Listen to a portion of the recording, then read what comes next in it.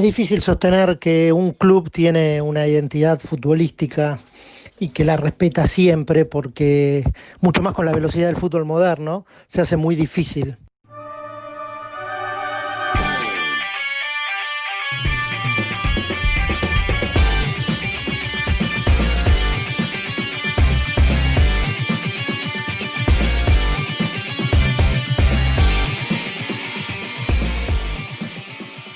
Si entendemos por identidad al conjunto de rasgos propios de un individuo o de una colectividad que los caracterizan frente a los demás, seguramente será fácil de asimilar el concepto de identidad futbolística, ya sea para aplicar a un club o una selección.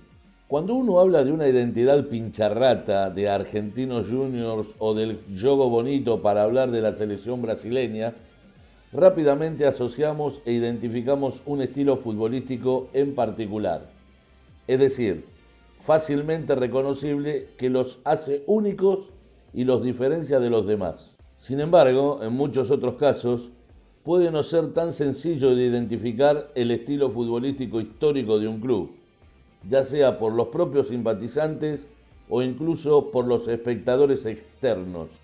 En un nuevo episodio de otro Racing Podcast nos proponemos ahondar y llegar a una conclusión, si es que se puede, sobre cuál es el estilo futbolístico histórico que mejor representa al Racing Club. ¿Hay un estilo único que genera mayor consenso entre hinchas propios y ajenos? ¿Es acaso una mezcla de estilos? ¿Puede que no exista un estilo exclusivo que identifica a nuestra querida academia tanto para el adentro como para el afuera? Sean bienvenidos a nuestro quinto episodio, Academia del Fútbol Nacional. Racing, Racing, Racing, cantemos todos con gran fervor, mientras blanca y celeste 11 divisas hacen del fútbol destreza y valor.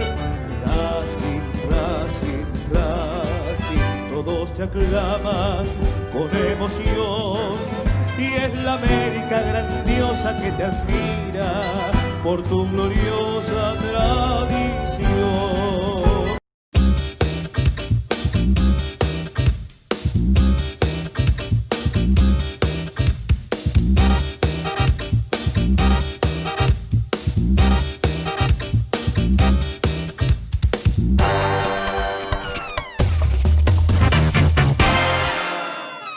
Para contar cualquier historia tenemos que situarnos en un principio, y para Racing Club es el año 1903. Fernando Raimondo, colaborador del archivo histórico del club e historiador, nos comparte sus apreciaciones sobre lo que se consideraba jugar a lo Racing en esas primeras décadas de existencia. ¿Cuál es la característica de Racing, de los equipos de Racing en este periodo? Es fundamentalmente la virtuosidad de sus jugadores, la técnica del equipo, lo que los viejos llamarían un Racing de fraque y galera. No es solamente la habilidad lo que marca la característica de este equipo, porque Racing en este periodo se destaca por la técnica y se destaca por la preparación física. Hay que tener en cuenta que Racing es el primer equipo en concentrar antes de los partidos. Racing es decididamente superior a todos los otros equipos. Lo que sí está claro que en la identidad racinguista este periodo es fundamental. Post 1925, el club, ahora apodado la Academia por su dominio absoluto del fútbol criollo, vivirá el primer gran periodo de sequías de título de liga. Aunque Fernando nos explica que pese a no agrandar el palmarés, los equipos seguían manteniendo un modo de jugar que identificaría a quienes a partir de este momento tomarían un papel importante y activo en la identidad. Esos hinchas que pagaban por ver los partidos del equipo. Una segunda etapa la podemos marcar entre 1926 y 1947, 1948. La característica central es un ciclo de mala, de resistencia. No hay títulos, pero sin embargo va a seguir el patrón del buen juego. Es una etapa donde Racing se caracteriza por tener grandes jugadores, todos ellos, a pesar de no haber tenido títulos de campeón, sí se ganaron copas nacionales. Todos ellos forman parte del panteón de los cracks de Racing. Me refiero a no sé, un Botazo, al Ruso González, a Vicentecito, el Choco García, Barrera, Escarela, jugadores de selección. En Racing sigue predominando ese patrón del buen juego. Quizás hacia el final de este periodo, a mediados de los años 30 y en los años 40, esto va un poco en declive. Lo que es claro que en esta etapa Racing ya no es dominador. Lo importante de este periodo, que es más clave de lo que generalmente se tiene en cuenta, se habla mucho del periodo anterior y del posterior, y no tanto de este, donde Racing se mantiene durante 24 años sin salir campeón, como también un periodo formativo de la identidad. Y acá yo lo asocio con la aparición de otro apelativo. Si en el primer periodo aparece el nombre de academia, en este segundo periodo aparece el nombre de la Guardia Imperial. El periodista Américo Barrios utiliza la figura de la Guardia Imperial para hablar de la hinchada de Racing. ¿Y a qué va? A una hinchada que es seguidora, que es leal, que es comprometida, que es intensa. Una hinchada que capaz que no gana, pero que va a dar pelea hasta el final. Y esto da pie a claramente a un elemento de identidad que se va a mantener e incluso reforzar durante los años. Y el hincha de Racing no se siente espectador, la hinchada no se siente espectadora, no se siente público. Yo creo que la hinchada se siente que juega y exige al jugador que juegue como jugaría ella, como juega ella. Es decir, que el jugador sea leal, sea comprometido, sea intenso. También que respete el buen fútbol, pero fundamentalmente que sea comprometido. 1949 sería el año en el cual se rompería la racha y Racing volvía a salir primero.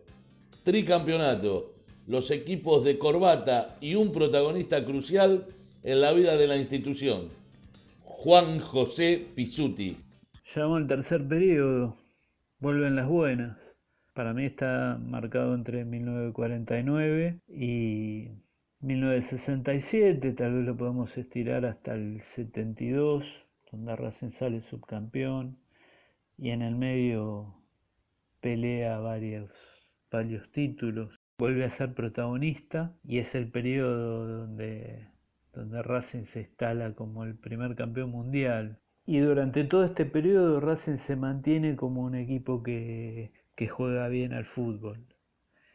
Un equipo de grandes cracks, donde se refuerza mucho el tema de los cracks surgidos del club, pero que también puede incorporar figuras venidas de otros clubes. Ahora, al buen juego creo que en esta etapa ahí se puede encontrar otros elementos que unan al Racing del tricampeonato con el Racing de Corbata y el Racing del equipo de José. Y creo que está dado por, más allá del buen juego, por la intensidad y por el espíritu colectivo. Creo que ahí es donde empieza a aparecer un Racing donde el colectivo supera a las individualidades. Y el momento cumbre de esto está claramente en el equipo de José, hasta con el nombre, con el canto, está todo centrado alrededor de la idea de un equipo con un arquitecto. Acá no hay paladar negro, acá hay una forma de involucrarse con el juego, de entender el fútbol.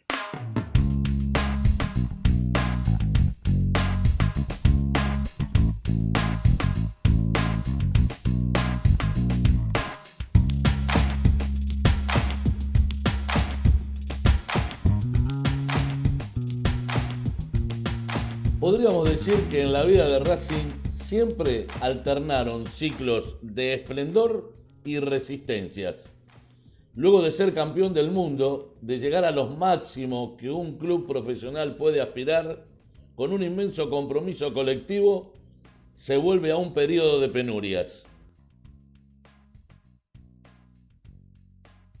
Como consecuencia de esto, en la década del 70, Racing dejó de ser el club argentino con más títulos obtenidos, y ese tormentoso camino lo llevó consecuentemente a perder la máxima categoría.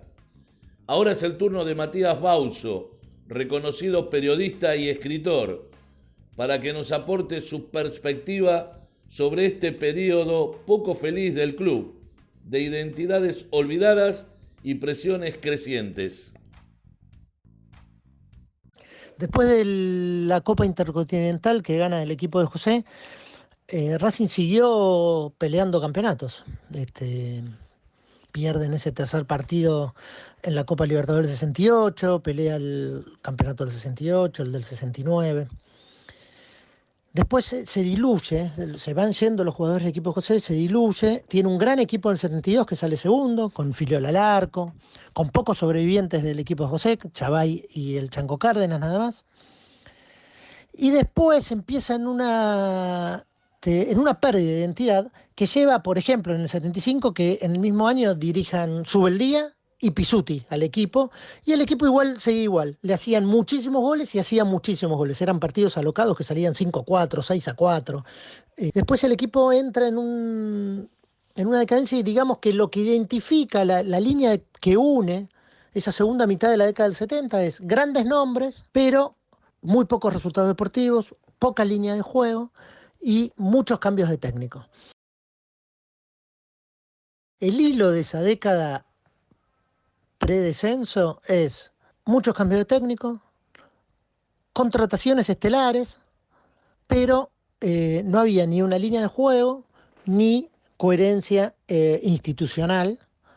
Entonces los cambios de técnicos eran permanentes, presión de la gente era permanente, y de pronto, yo no sé en qué momento fue eso, empezó a pesar la falta de títulos. Y eso se empezó a notar y el clima ya era menos relajado y los equipos eso lo mostraban.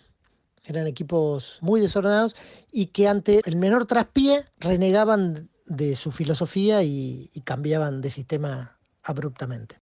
Es un equipo sin identidad alguna, es un equipo que con mucho veterano, traído de equipos grandes pero en un nivel bajísimo.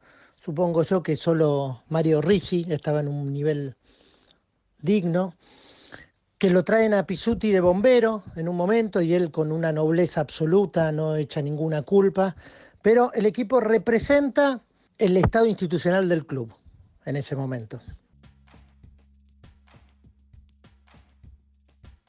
Tras soportar los años deportivos más tristes de su gloriosa historia, ya con el descenso consumado en 1983, Racing comenzaba a resurgir de la mano de un hijo pródigo de la casa, Alfio Basile.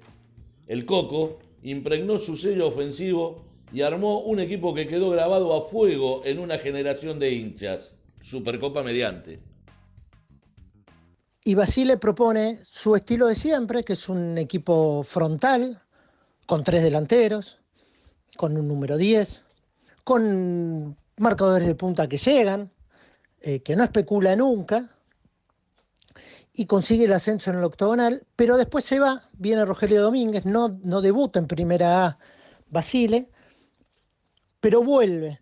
Y vuelve a mitad del torneo, en ese momento forma el equipo que después va a explotar en los siguientes 2 torneos, que es un gran equipo, que es la base del equipo de la B, se suma en un tiempo Toti Iglesias, que después lo venden, y naturalmente Rubén Paz. Bueno, ese es un equipo extraordinario, que competía en todos lados, con Filiol al arco, con Fabri, que venía de All Boys, de marcador central. La media cancha, yo supongo que debía ser el mediocampo más lujoso que yo vi jugar en Racing, con Rubén Paz, porque iba por derecha al principio con Basile, Ludueña, Colombati y Acuña, que los corría a todos. Esos 3, Colombati hacía muchos goles aparte, era un jugador muy noble. Y ese era un equipo extraordinario, al cual las lesiones y Grondona lo mancaron. Llegó la década del 90, marcada por la irregularidad y las continuas frustraciones deportivas que hacían imposible imaginar e idear un estilo futbolístico que perdurara en el tiempo, donde la resistencia y el apoyo del hincha nunca faltó, aunque a veces su ansiedad por volver a celebrar un título y la poca tolerancia ante los momentos adversos jugara en contra de los propios intereses. En los 90 es imposible hablar de identidad futbolística, en los 90 hubo de todo. En los 90 está ese equipo de principio de década, con el remanente del equipo de Basile, el que dirige Perfumo, o el que después dirige Babington, que pelean campeonatos, con Rubén Paz, con la irrupción de Carranza, con naturalmente el Turco García. Después viene la etapa de Lalín, de Otero, en realidad, de Lalín, que es equipo que compran de todo, y ahí, bueno, vienen, estaba el Piojo López, y bueno, vienen Capria, Pompey, Carrario, el Chelo Delgado, el equipo del 95, que después cuando llega Lalín de nuevo, ahí llega el equipo también, un equipo que es absolutamente lujoso, con Matute, Capria, Latorre, el Chelo, que es un equipo que no tuvo equilibrio, que solo lo tenía Michelini corriendo, es otro equipo también, un equipo que no se puede hablar, es un equipo con gran pie, pero sin identidad porque no tenía equilibrio, entonces cuando perdía la pelota no la agarraba por un rato largo y cuando la tenía no la soltaba por un rato largo, era un equipo muy irregular. Digamos, sin jugadores no puedes hablar de sistemas tácticos, de identidad, ni nada, digamos. Sin los jugadores no hay sistema táctico que resista. Y Racing pasaba, muy ciclotímicamente, de un técnico ofensivo a un técnico más sacapuntos, si es que existen. La identidad de esa década es la irregularidad y muy posiblemente la falta de una filosofía firme y la búsqueda de ese campeonato tan ansiado, pero sin ningún rigor logístico ni siquiera intelectual. Pero en el momento menos pensado y con los jugadores menos imaginados, se armó un equipo que le daría a los hinchas la alegría más grande de aquellos años. De repente, aquel espíritu colectivo del equipo de José resurge, craneado y conducido por un gran amigo del Coco, Reinaldo Carlos Merlo. Tanto es así que es un equipo que no está diseñado originalmente para salir campeón, que no hay jugadores desequilibrantes. Digo, cualquier equipo para salir campeón necesita jugadores desequilibrantes, no hay un 10, no hay delanteros de peso a priori. Pero el equipo tenía algo del espíritu del 67, le faltaban cracks, ¿no? Porque no, Maschio, Basile, Perfumo, Cejas, el Panadeo, son super cracks esos, de la historia del fútbol argentino, no solo de Racing, pero tenía eso de aluvional, esa fe, esa intensidad que tenía el equipo del 66 y del 67. Hay algo ahí en el equipo de Mostaza que es creer, y hay un orden, sin duda.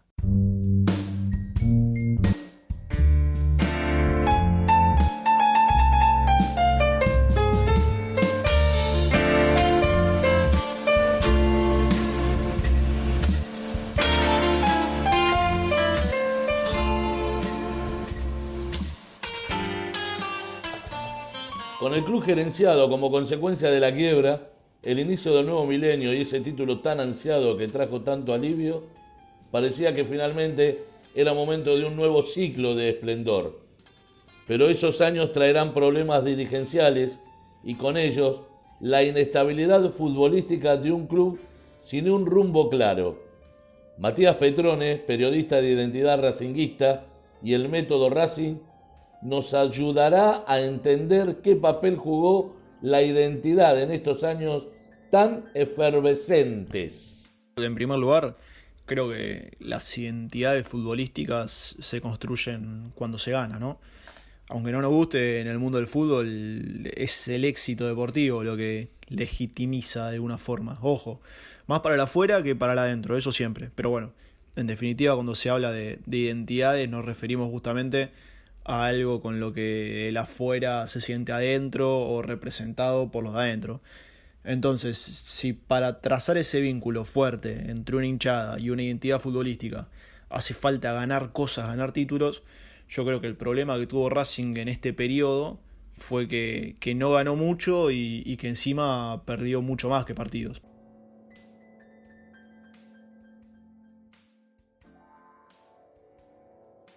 Después vinieron por ahí muchas atrocidades del gerenciamiento y un poco lo que te contaba anteriormente. Un periodo importante de no ganar y encima perder más que partidos, promoción, vuelta a la democracia. Eran tiempos donde de nuevo el protagonismo del hincha era muy grande y está bien que así haya sido, era necesario que así sea. Pero bueno, en esos momentos construir una identidad futbolística queda en segundo plano, porque parecía que primero había que reconstruir un club. ¿Cómo hizo entonces Racing para enderezar el barco? ¿Cuál es el punto de quiebre? Más que una respuesta, es necesario hablar de dos protagonistas, Diego Coca y Diego Milito. Esta alianza estratégica tuvo como resultado algo más que un campeonato. Los hinchas podían esperar ahora algo más que simplemente jugadores que transpiren la camiseta. Y quiero llegar al 2014 porque si bien para mí fue un título que sirvió para poner en marcha algo nuevo, hay detalles muy lindos para analizar desde este lugar. Coca tuvo que pegar un volantazo en pleno torneo para acomodar al equipo, que está bien. Yo creo que esto pasa por un lugar más estrictamente futbolístico, de acomodar las características de los jugadores que tenía a un estilo diferente, que pasó a ser más directo, proponer más ida y vuelta, más segunda pelota. Pero bueno, de alguna forma, al encontrar también los resultados, el hincha se empezó a identificar más con el equipo. Y por ejemplo, yo siempre me acuerdo, hubo un día que Racing pierde 3-1 con Lanús. Videla se corrió la vida en la jugada del tercer gol de ellos, y aunque no pudo evitarlo, la gente lo ovacionó antes de sacar del medio. O sea, es una demostración de que de alguna forma a los Videla, Bastía, Tete Quirós, Luguercio, Suculini, por ejemplo, les era más fácil llegarle al hincha, entrarle al hincha de Racing. Aunque también estaba este romance con lo que te mencionaba antes, de Rubén Paz, el Chelo Delgado, Giovanni Moreno, Capria, el equipo de Capa, el equipo de Ardiles. Aunque estaba ese romance, había algo muy fuerte con esta otra característica más ligada al sacrificio. Racing entonces estaba parado otra vez en la posibilidad de ser protagonista y después de salir campeones en el 2014 volvería a ser partícipe concurrente de todas las competencias internacionales. Establecería una línea de juego que se profundizaría aún más desde la creación de una secretaría técnica a comienzos de 2018, con el regreso de Diego Milito al club, esta vez como dirigente. Pero bueno, con lo que es la vuelta al plano internacional, un club saneado institucional y económicamente, creo que un poco la idea cambió. Con el equipo de Chacho, la Secretaría Técnica, los títulos, los clásicos, Se transmitió algo que esta vez va de adentro hacia afuera, cuando muchas veces la transmisión era de afuera hacia adentro. Y te digo, para mí tiene pinta que va a durar. También puede ser un poco acrecentado por los antecedentes recientes de Zielinski, la segunda etapa de Coca, se generó un contraste fuerte que creo que también ayudó. Hoy pareciera que el hincha de Racing se siente más identificado con los Chelo Díaz, los Neri Domínguez. Fíjate lo fácil que se le hizo entrar a Lolo Miranda, por ejemplo. El último título, el del equipo de Chacho y Licha, fue un campeonato diferente a los demás, con un Racing que lo manejó y lo protagonizó de punta a punta, y no que llegó corriendo atrás como otras veces. Entonces fue como una manera de disfrutar diferente, con menos sufrimiento. Y obviamente cuando digo que tiene pinta de que va a durar, lo digo relacionado con todo lo que decía anteriormente. Esto de ser un equipo que va al frente, que es ofensivo, que se planta y gana clásicos hasta de visitante, es lo que Racing siempre persiguió, esto de ser la academia, y que si no lo pudo encontrar antes fue porque tuvo que posponerlo, y nada más.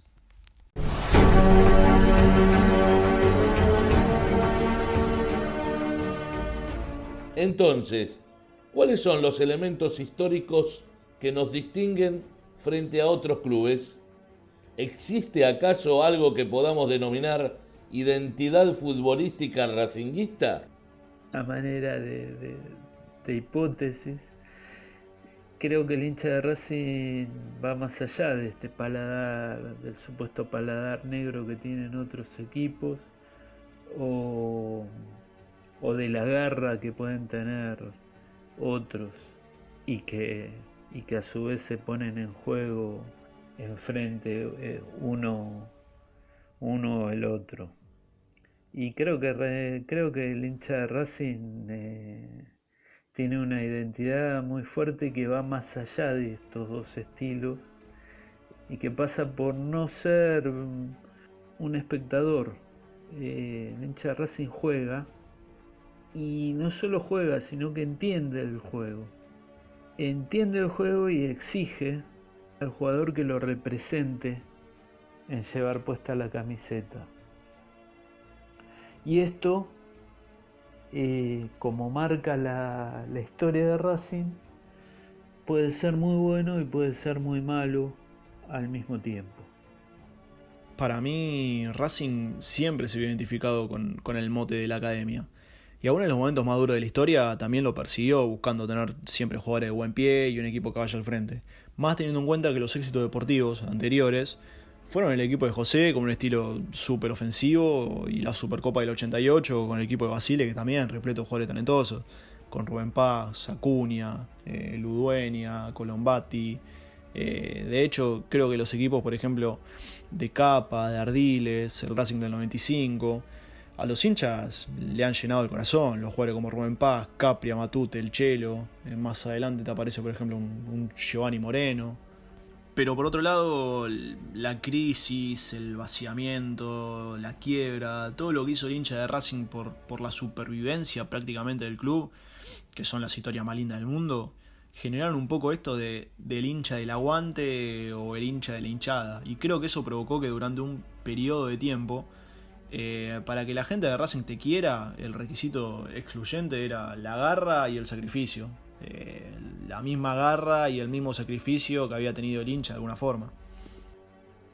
Es difícil sostener que un club tiene una identidad futbolística y que la respeta siempre, porque mucho más con la velocidad del fútbol moderno se hace muy difícil.